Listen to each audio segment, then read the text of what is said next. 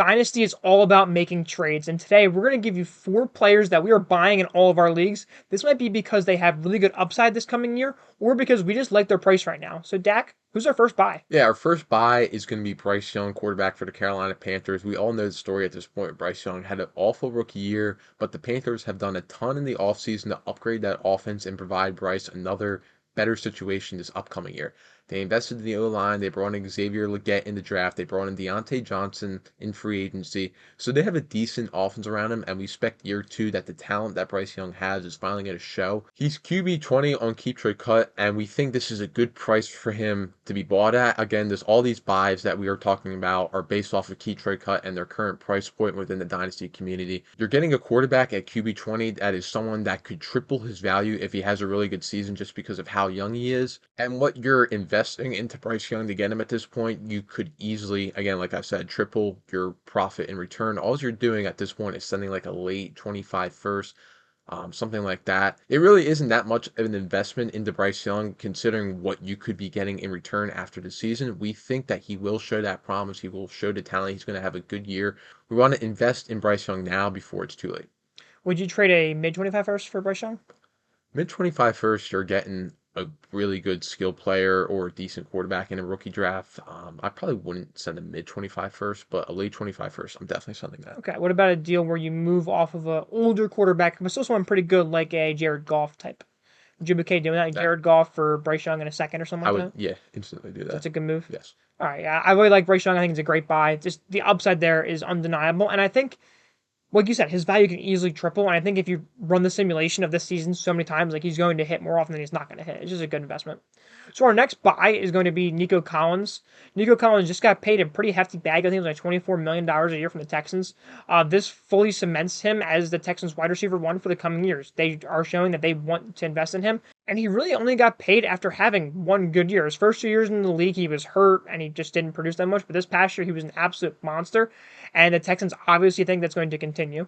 The wide receiver room right now is a little bit crowded, but I think that's what is making him a buy. They did bring in Stephon Diggs, and they do have Tank Dell. Stephon Diggs is pretty old, though. I'm not too worried about Stephon Diggs. He was kind of falling off at the end of last year. I don't think he's going to magically get better. At least, even if he does get better, it's not going to be for more than 1 year. And Nico Collins is going to absolutely be the alpha wide receiver, even this year with Stephon Diggs in that locker room. I think Nico's ceiling is a little bit capped this year, maybe at probably about what he did last year. But in the future, we could see Nico Collins going for absolutely insane numbers. And right now in Keep Trade Cut, he's wide receiver 17 behind guys like Devontae Smith and Adunze. We like Devontae Smith and Adunze, don't get us wrong, but those guys both have capped upside in the offense that they're currently in. Devontae Smith's always going to be behind A.J. Brown, and therefore he will never be wide receiver 1 in terms of fantasy points per game.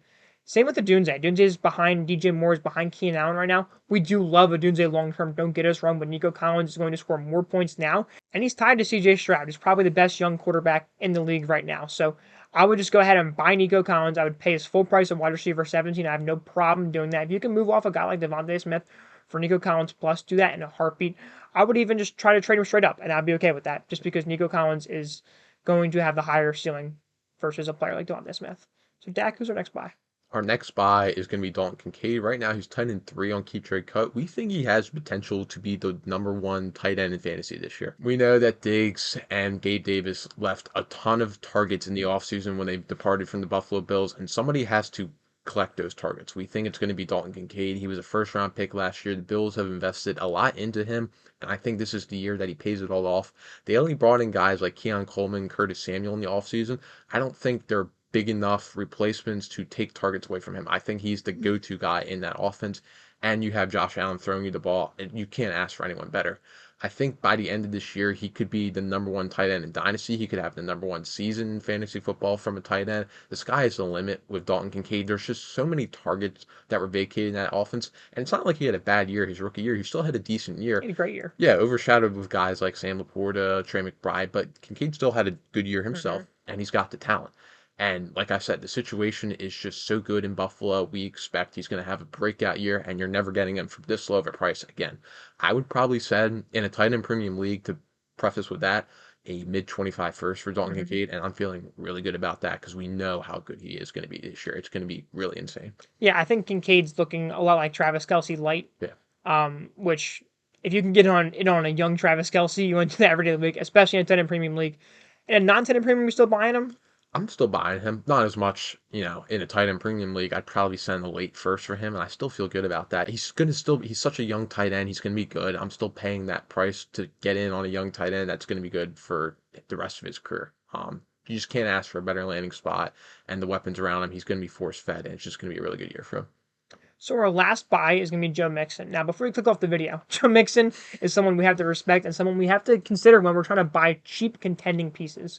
Joe Mixon just moved to the Texans, which is another great offense that we want pieces of. Joe Mixon's coming off an RB1 season, a very quiet RB1 season. I think it was RB6, which is just crazy.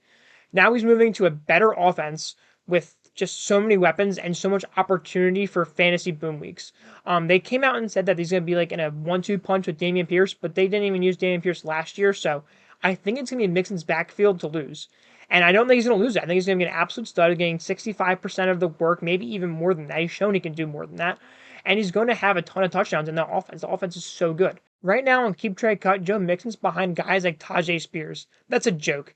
When you think about just the upside they have, which is really all we care about when we're talking about running backs, we're talking about 1 to 2 years of production and what is their upside. Tajay Spears is not even in the same realm as Joe Mixon. Joe Mixon could genuinely have another running back 1 performance this year, and it will not bat an eye. If Tajay Spears has a running back 1 production year, I think it would surprise a ton of people. So like I said, we're targeting short-term, high potential running backs when we're targeting running backs. And Joe Mixon fits that category perfectly. And you can get him right now easily for a second. I think that's not even like a competition. If you can trade away a roster clogger wide receiver that someone thinks is going to be good, like Jameson Williams, I would do that. Jahan Dotson, see you later. Give me Joe Mixon. Give me that 16 points per week that he's going to give you versus that 2 points a week that J-Mo is going to give you, and run away with your league. So, anything else to add? Nope. No? All right. Well, I hope you enjoyed the video. If you did, make sure to like and subscribe, and we'll see you in the next one.